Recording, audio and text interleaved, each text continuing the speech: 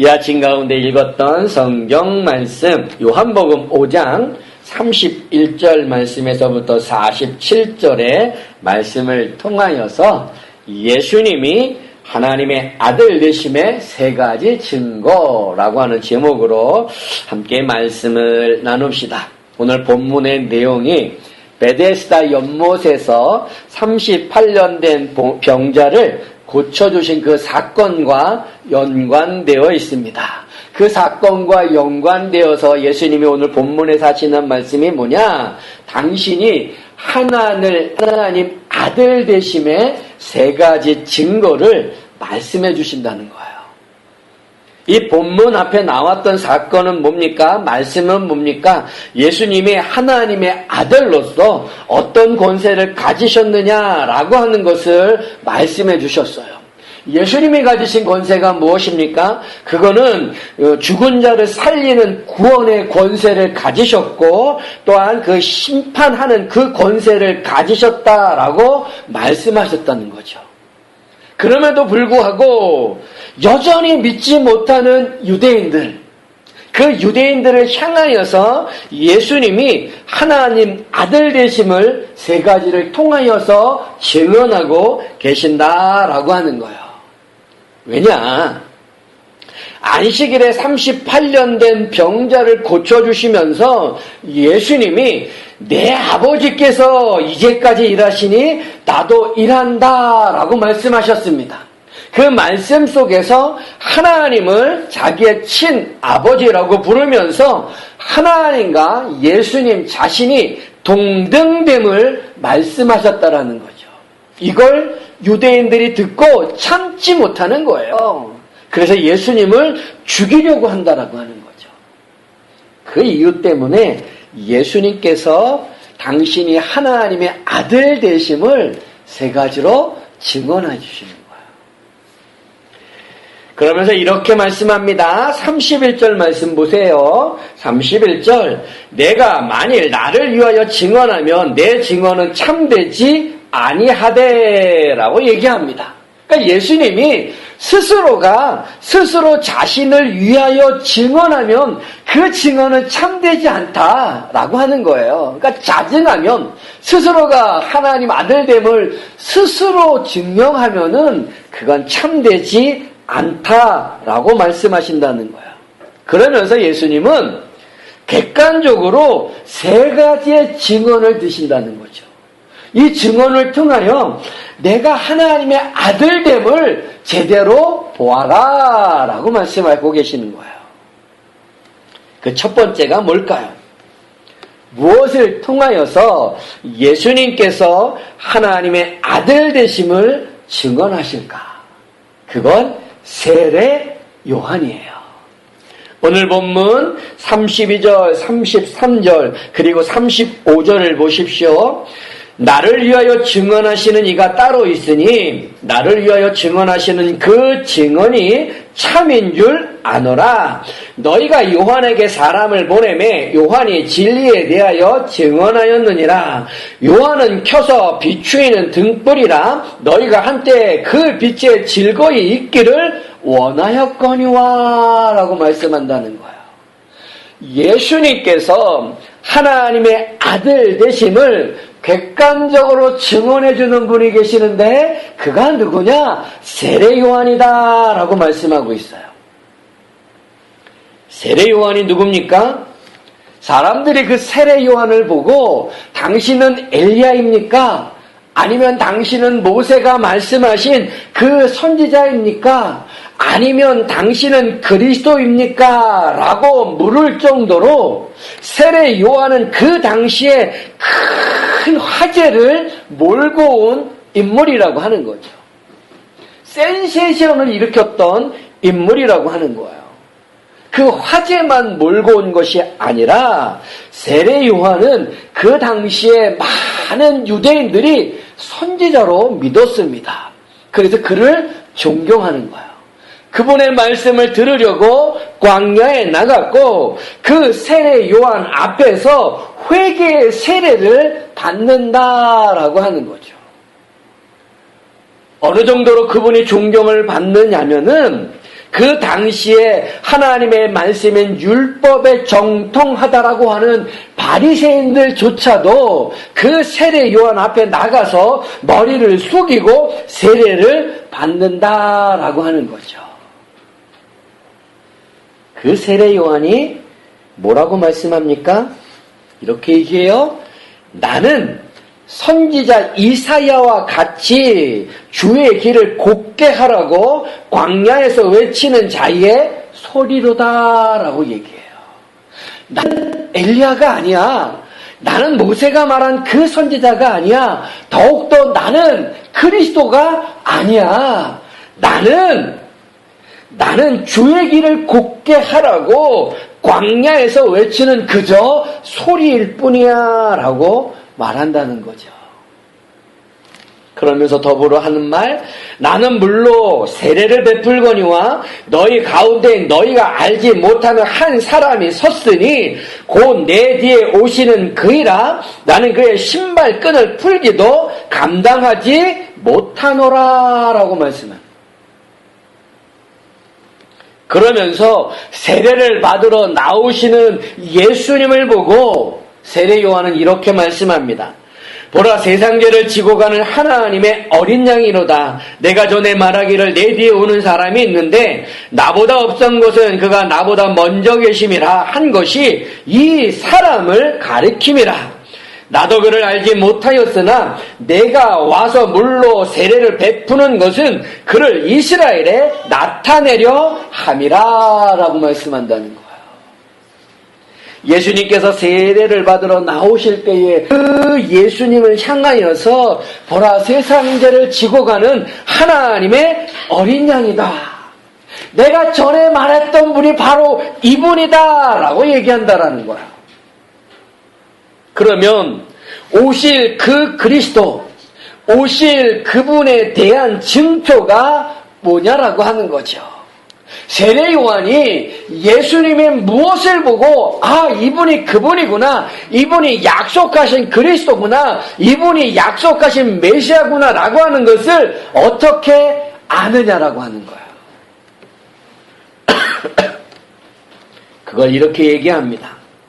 성령이 내려서 누구 위에든지 머무는 것을 보거든 그가 곧 성령으로 세례를 베푸는 이인 줄 알라 라고 하나님이 말씀해 주셨어요. 그런데 세례받으러 나오시는 그 예수님 머리 위로 성령이 비둘기같이 내림을 누가요? 세례 요한이 보았다라고 하는 거죠. 그래서 이렇게 증언합니다. 내가 보고 그가 하나님의 아들이심을 증언하였노라. 세례 요한이 뭐라고 증언해요? 예수님을 하나님의 아들이다라고 증언했다라는 거예요. 그 세례 요한의 증언이 객관적으로 예수님 그 자신을 하나님의 아들이다라고 하는 그 증거, 그 증언을 말씀해 줬다라고 하는 거죠. 그걸 너희들도 잘 알지 않느냐라고 하는 거예요. 그럼에도 불구하고 유대인들은 예수님을 하나님의 아들로 믿지 못한다라고 하는 거죠.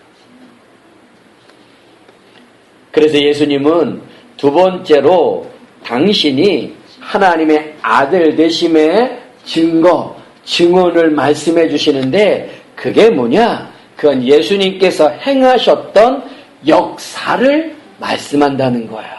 36절의 말씀을 보세요. 36절, 내게는 요한의 증거보다 더 큰 증거가 있으니 아버지께서 내게 주사 이루게 하시는 역사, 곧 내가 하는 그 역사가 아버지께서 나를 보내신 것을 나를 위하여 증언하는 것이요 라고 말씀하고 있습니다. 여기서 역사라고 하는 이 단어의 헬라어는 에르곤이라고 하는 단어인데 그 뜻은 일, 행동, 행위, 노동 이런 의미를 품고 있어요. 그런데 그 일이라고 하는 게 뭐냐? 주님께서 하신 일이라고 하는 게 뭐냐? 그건 하나님의 일이에요. 그 하나님의 일을 완성하기 위해서 주님이 일하셨다라고 하는 거죠. 그 하나님의 일의 완성을 위해서 예수님께서 십자가의 사건과 부활의 그 사건을 예표해주는 표적들을 많이 행하셨어요. 그런데 요한복음에는 그 많은 표적 가운데 7개의 표적만을 선별하여서 기록했다는 거죠. 물로 포도주를 만드는 표적, 왕의 신하의 아들을 고쳐주시는 표적, 오늘 본문과 연관되어져 있는 38년 된 병자를 고쳐주시는 표적, 오병이어의 표적, 바다 위를 걸으시는 표적, 날 때부터 알지 앞을 보지 못하는 맹인의 눈을 뜨게 해주시는 그 표적, 무엇보다도 죽은 나사로를 살리시는 표적을 보여주신다는 거예요. 무엇보다 가장 큰 표적이 있는데 그게 뭡니까? 예수님의 십자가의 죽으심과 부활의 그 표적이라고 하는 거죠. 예수님은 세례 요한의 그 증언보다 더 큰 증언이 있는데 그것은 무엇이냐? 하나님께서 나를 통하여 이루게 하시는 역사라고 하는 거예요. 표적이라고 하는 거예요. 그 표적을 통하여서 예수님 자신이 누구라고 하는 걸 보여주는 거예요? 하나님의 아들 되심을 보여주고 있다라는 거예요. 궁극적으로 그 일들을 통하여서는 하나님의 일을 완성해 가시는 거예요. 그러한 것들을 유대인들은요, 친히 보았습니다. 경험했습니다. 그럼에도 불구하고 유대인들은 예수님을 하나님의 아들 되심을 믿지 못한다는 거예요.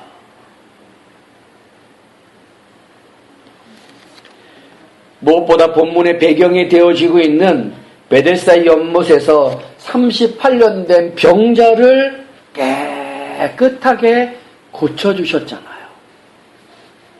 그 고침을 받은 사람이 자기 옆에 있음에도 불구하고 그 역사를 보지 못한다는 거예요. 믿지 못한다는 거예요. 마태복음 11장에 가면은 세례 요한이 옥에 갇힙니다. 그 옥에 갇힌 세례 요한이 자기의 제자들을 시켜서 예수님께 질문한 것이 있습니다. 그 질문이 내용이 뭐냐면 이거예요. 마태복음 11장 3절 오실 그이가 당신 오니까 우리가 다른 일을 기다려오니까. 뭔 말입니까?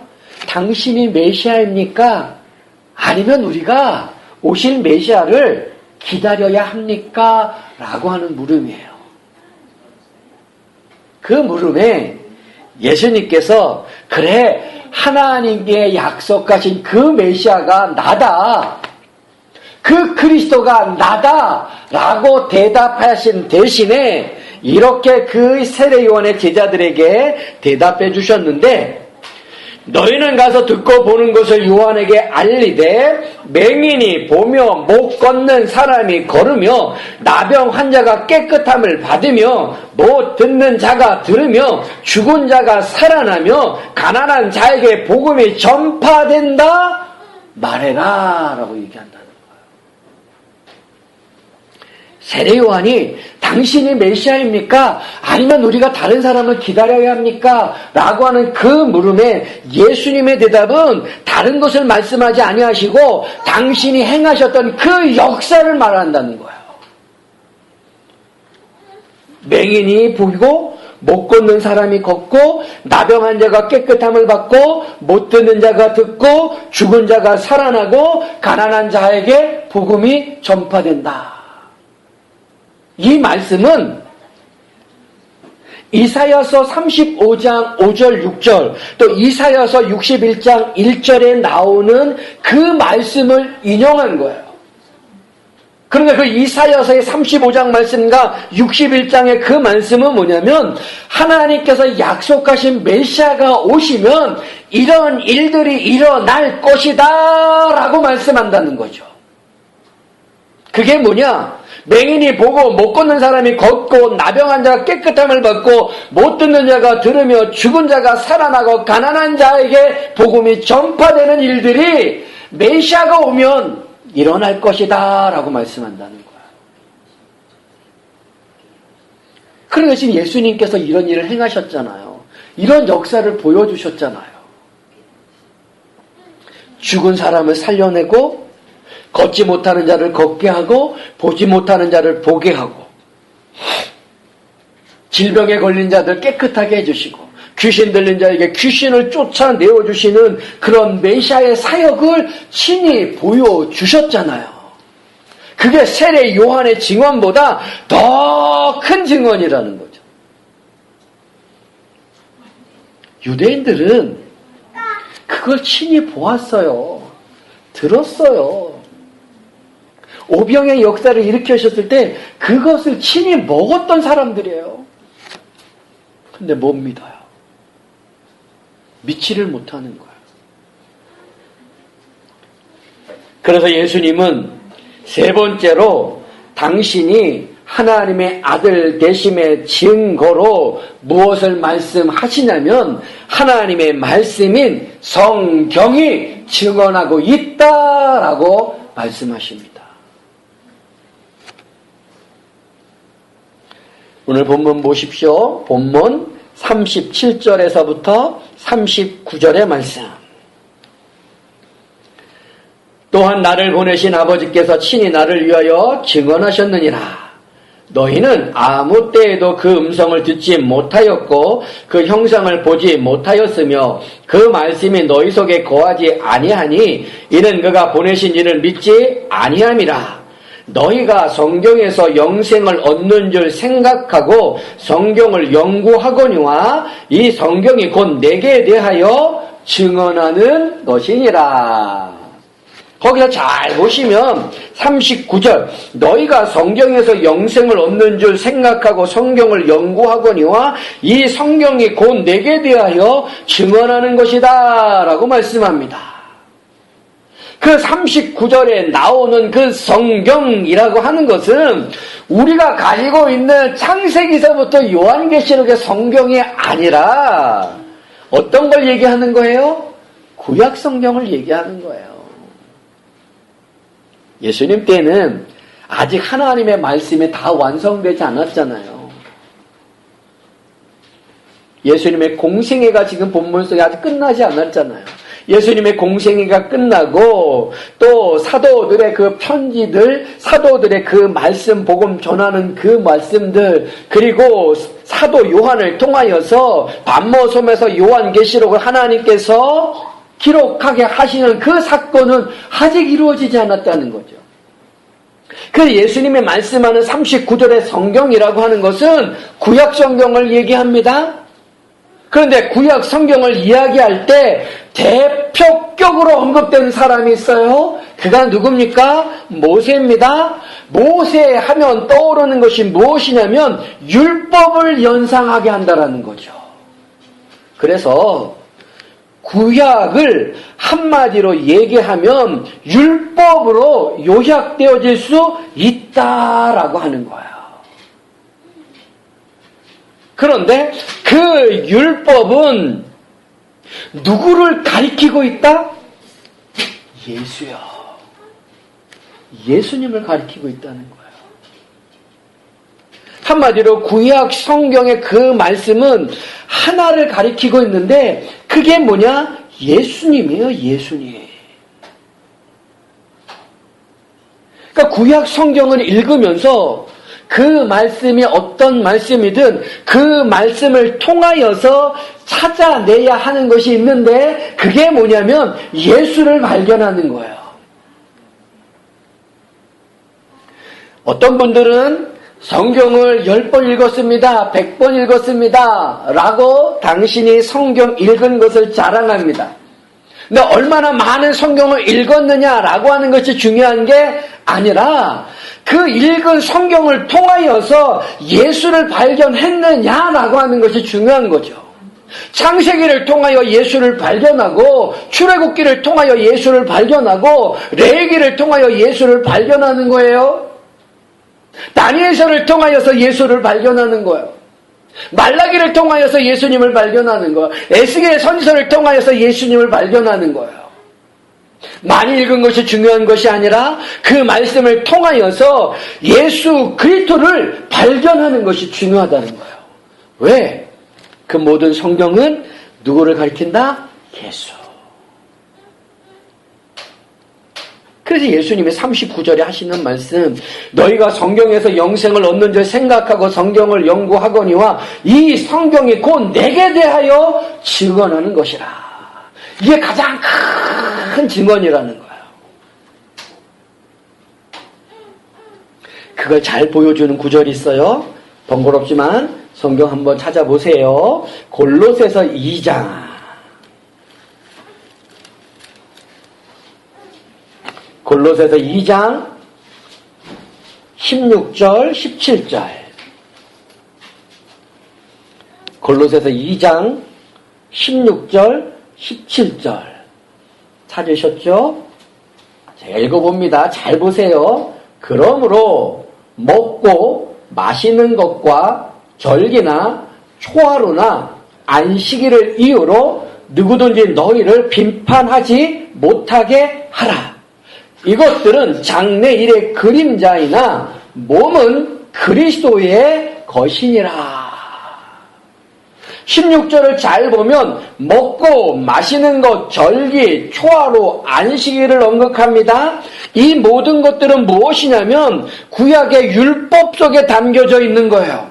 그래서 우리가 전에 한번 봤죠. 레위기서를 보면서 먹을 수 있는 것과 먹을 수 없는 것을 친히 구별하신 모습을 볼 수가 있습니다. 그리고 절기를 어떻게 지켜야 하느냐라고 하는 것을 말씀해 주고 있습니다. 그리고 초하루, 그건 한 달의 첫 번째 되는 날에 해야 할 일들을 말씀해 주고 있고요. 우리가 잘 알고 있는 안식일을 말씀합니다. 이 모든 것들은 어디에 담겨져 있는 거예요? 구약의 성경 말씀 가운데 율법 가운데 담겨져 있는 거예요. 그런데 그걸 골로새서는 뭐라고 얘기해요? 그림자다라고 얘기하는 거예요. 몸은 뭐라는 거예요? 그리스도의 것이다. 여기서 몸이라고 하는 것은 실체, 본체를 얘기하는 거예요. 그 실체, 본체는 뭐라는 거예요? 그리스도다, 예수님이다 라고 하는 거예요. 그리고 우리가 성경 공부하면서 제가 말씀드렸잖아요. 구약의 사건들은 역사적인 사건이지만은 그 역사적인 사건을 통하여서 누구를 지칭하며 누구를 가리킨다? 예수. 신약은 뭐라는 거예요? 그 구약의 사건들을 해석하는 거예요. 그래서 예수가 어떤 분이냐라고 하는 걸 증언하는 거예요. 봐라, 구약이 이렇게 말씀하고 있지 않느냐? 그분이 바로 예수야 라고 말씀하는 것이 신약이에요. 그래서 갈라디아서 3장 24절 25절에서는 율법을 뭐라고 표현하냐면 초등교사다라고 얘기해요. 예전 개역 성경에는 몽학선생이라는 표현을 썼는데 이 단어는 헬라어로 파이다고고스라고 하는 단어인데 그 뜻은 관리자, 안내자, 가정교사 혹은 몽학선생이라고 하는 뜻이에요. 갈라디아에서 율법을 초등교사, 몽학교사, 몽학선생이라고 얘기하는데 초등교사가 뭐냐? 몽학선생이 뭐냐? 이걸 고대 헬라 사회에서 6살에서부터 16살 되어지는 귀족의 자녀들을 가정교사하는 초등학문을 가르치는 노예가 있습니다. 그러니까 6살에서부터 16살 되어지는 귀족의 아들과 딸들을 가정교사가 되어서 초등학문을 가르치고 돌봐주는 사람이 초등교사예요. 몽학선생이에요. 어느 때까지 이 일을 하느냐? 그 귀족의 자녀가 어른이 되어질 때. 성년이 되어질 때까지요. 그때까지만 하는 거예요. 근데 율법은 바로 그런 초등교사와 같다라고 얘기하는 거예요.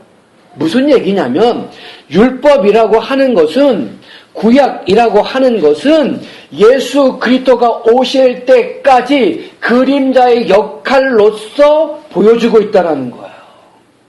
그런데 예수님께서 오심으로 말미암아 그 율법은 초등교사의 역할, 몽학선생의 역할이 끝난다라고 한다는 거죠. 그래, 누굴 보라는 거예요? 예수를 보라는 거예요. 왜? 모세가 율법을 통하여서 너희들에게 말씀해 주지 않았느냐? 구약의 성경을 통하여서 너희들에게 말씀되어지지 않았느냐? 그 성경을 통하여서 너희가 구원받기 위하여 그 성경을 상고하지 않느냐? 그런데 그 성경은 누구에 대해서 증언한다? 나에 대해서 증언하고 있다는 거예요. 무엇을요? 예수님이 하나님의 아들 되심을 증언한다는 거예요. 그래서 오늘 본문 46절, 47절 말씀 보세요. 아니 45절서부터 보세요. 내가 너희를 아버지께 고발할까 생각하지 말라. 너희를 고발하는 이가 있으니 곧 너희가 바라는 자 모세니라. 모세를 믿었더라면 또 나를 믿었으리니 이는 그가 내게 대하여 기록하였음이라. 그러나 그의 글도 믿지 아니하거든 어찌 내 말을 믿겠느냐 하시니라.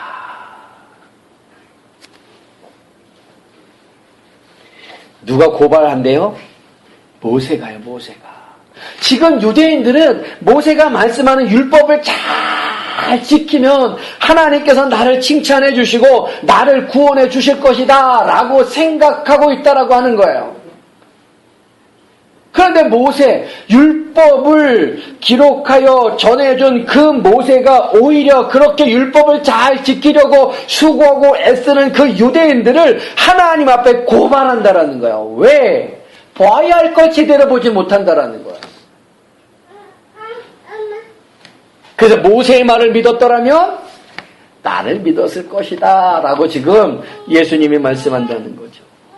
그럼 모세가 그 구약의 말씀 가운데, 율법의 말씀 가운데 예수를 말씀하는 게 뭐가 있느냐라는 거예요. 그 중에 하나만 생각해 볼게요. 안식일을 가만히 생각을 해보세요. 안식일은 하나님께서 6일 동안 창조하시고 제7일에 창조의 완성의 개념으로 안식하십니다. 그렇죠? 그런데 그 안식일에 하나님께서 특별하게 하시는 게 있는데 그게 뭐예요? 복을 주시는 거예요. 그리고 그 안식일을 거룩하게 하시는 거예요. 근데 복이라고 하는 건 우리가 창세기 성경 공부를 통해서 보았지만은 성경에서 말씀하는 복의 개념이 뭐예요? 내가 부자가 되는 것, 이거 복의 개념 속에 성경이 말하는 복의 개념이 아니에요. 성경이 말씀하는 복의 개념은 무엇입니까? 하나님으로 말미암아 얻게 되어지는 풍성한 생명, 그 생명력을 복이라고 한다는 거죠. 그래서 인간을 창조하시고 어떻게 하세요? 복을 주시며 생육하고 번성하여 땅에 충만하라, 땅을 정복하라, 바다의 물고기와 하늘의 새와 땅에 움직이는 모든 생물을 다스리라 라고 말씀하신다는 거예요. 또 다섯째 날에 새와 물고기를 창조하시면서 그들에게도 복을 주셨습니다. 그런데 그 복을 주신 내용이 뭐냐? 생육하고 번성하여 여러 바닷물에 충만하라, 새들도 땅에 번성하라 라고 말씀한다는 거죠. 그게 복이에요. 하나님으로 말미암아 얻게 되어지는 생명, 그 생명의 풍성함이 그게 바로 복이에요. 그런데 7째 날에 안식하시면서 그 날이라고 하는 그 시간에 하나님이 복을 주십니다. 그리고 거룩하게 하십니다. 거룩이라고 하는 건 특별한 목적을 위하여 구별한 걸 얘기해요. 그런데 그 날을, 그 시간을 거룩하게 합니다. 그 얘기는 안식이라고 하는 것은 특별한 목적이 있다라고 하는 거예요. 그 창세기 2장에서 말씀해 줍니다. 그리고 많은 시간이 흐른 다음에 안식이 다시 등장해요. 언제 등장해요? 창세기 2장에서 하나님이 일곱째 날 안식을 하시고 그 안식에 대한 그 말씀이 많은 시간이 흐른 다음에 다시 등장하는데 어디에 등장하느냐? 출애굽기 20장에 등장한다는 거죠. 출애굽기 20장에 가서 안식일을 지키라 라고 아예 이제 계명으로 주십니다. 법으로 주십니다. 그런데 그 안식일을 지켜야 할 근거로 무엇을 말씀하냐면 창조 기사를 얘기해요. 창조. 잘 들어보세요. 출애굽기 20장 11절. 이는 엿새 동안에 나 여호와가 하늘과 땅과 바다와 그 가운데 모든 것을 만들고 일곱째 날에 쉬었습니다. 그러므로 나 여호와가 안식일을 복되게 하여 그 날을 거룩하게 하였느니라. 그러니 너희들도 그 안식일을 기억하여 거룩히 지키라 라고 출애굽기 20장에서 말씀합니다. 그리고 약 40년이 지난 다음에 다시금 한 번 더 안식일을 얘기하시는데 그게 뭐냐? 그게 신명기의 말씀이에요. 그 신명기의 말씀에 안식일을 지키라라고 말씀하시면서 그 안식일을 지켜야 할 근거로 무엇을 말씀하냐면 애굽 땅에서 구원받은 그것을 기억하여 안식일을 지키라라고 말씀한다는 거예요. 신명기 5장 15절 너는 기억하라 내가 애굽 땅에서 종이 되었더니 너의 하나님 여호와가 강한 손과 편팔로 너를 거기서 인도하여 내었나니 그러므로 너의 하나님 여호와가 너를 명하여 안식일을 지키라 하였느니라. 잘 생각해 보세요. 출애굽기 20장의 말씀은 창세기 2장의 그 안식일의 말씀을 그대로 말씀한 거예요. 그런데 신명기의 말씀은 무엇을 얘기해요? 안식일을 지켜야 할 근거로 애굽에서 출애굽시킨 그 구원의 사건을 얘기한다는 거예요. 그러니까 하나님께서 일곱째 날을 쉬셨다라고 하는 그 안식의 개념은 신명기의 이 말씀과 연관해 보면은 어떤 의미를 품고 있냐면은 뭐라는 거예요? 그 안식이라고 하는 것은 이스라엘의 출애굽의 사건과 같은 사건으로 보고 있다라는 거예요. 그게 무슨 사건이에요? 출애굽의 사건이 뭡니까? 구원이에요, 구원. 근데 안식에 복을 주셨죠? 복의 개념은 뭐라 그랬어요? 하나님으로 말미암은 생명력, 풍성한 생명력이에요. 근데 구원이라고 하는 게 뭐예요? 하나님으로부터 받게 되어지는 그 풍성한 그 생명을 얘기하는 거죠. 그걸 다른 말로 바꾸면 뭐예요? 영생이라고 하는 거예요. 그러니까 안식일에 담겨져 있는 상징적인 의미가 있는데 그게 뭐냐?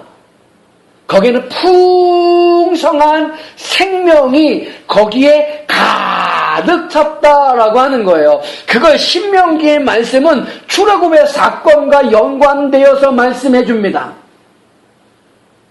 그래서 안식일을 지키라는 거예요.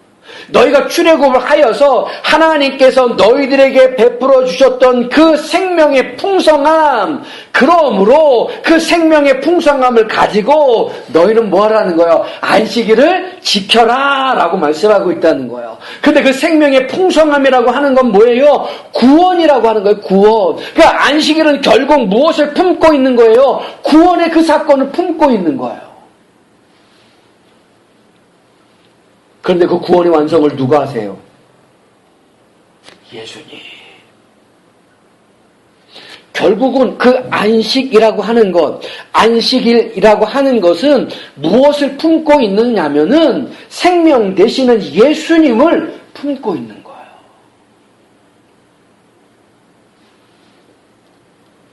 그래서 앞에서도 말씀드렸던 골로새서 2장 16절 17절에 뭐라 그러냐. 그러므로 먹고 마시는 것과 절기나 초하루나 안식일을 이유로 누구든지 너희를 비판하지 못하게 하라. 이것들은 장래일의 그림자이나 몸은 그리스도의 것이니라. 구약의 모든 말씀이 누구에 대한 증언의 말씀이라고요? 예수님.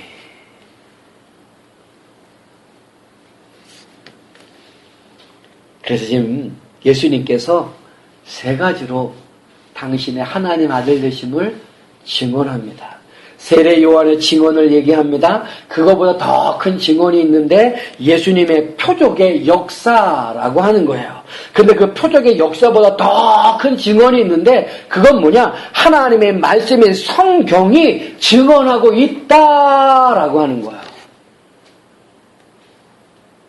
그런데 유대인들은 세례 요한도 잘 압니다. 예수님의 표적을 친히 경험하고 보며 맛보았습니다. 무엇보다도 모세가 말씀하는 그 율법에 대해서 잘 안다라고 생각하고 그 말씀을 지키며 산다라고 생각하고 있습니다. 그럼에도 불구하고 그 모든 것들이 가르치고 있는 그 예수님을 보지 못하는 거예요. 알지 못하는 거예요. 왜? 다른 것에 마음을 다 빼앗겼기 때문에. 그저 율법이라고 하는 그 말씀을 문자적으로만 지키려고 하는 것에 마음을 다 뺏겼다는 거야. 그 말씀이 의미하고 그 말씀이 가르치는 바를 보지 못하고 그저 문자적으로 그것에만 지키려고 하는 것에 매여 있어서 예수님을 못 보는 거예요.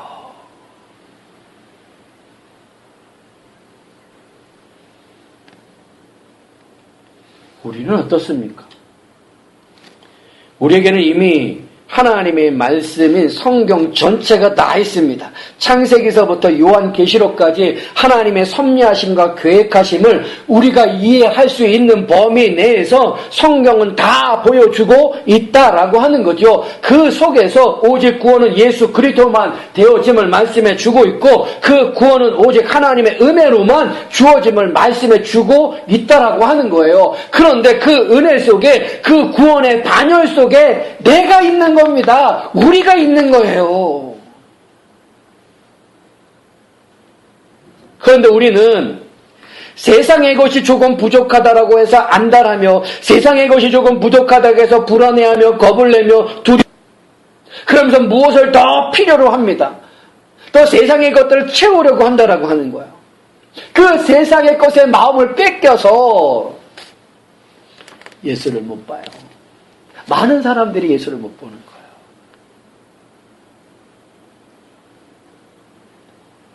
예수를 믿는다라고 하면서도 예수님께 소홀하다는 거예요.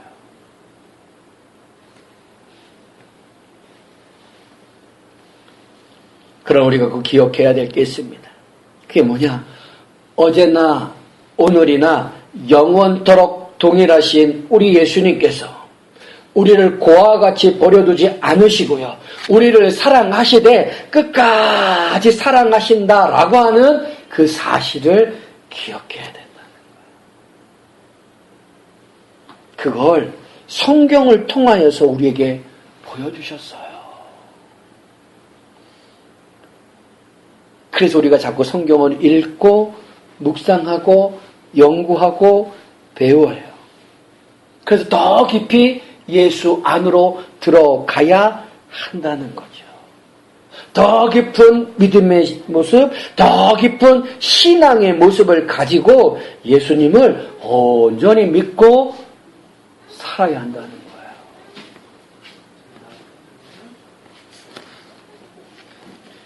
사랑하는 모든 성도님들이요.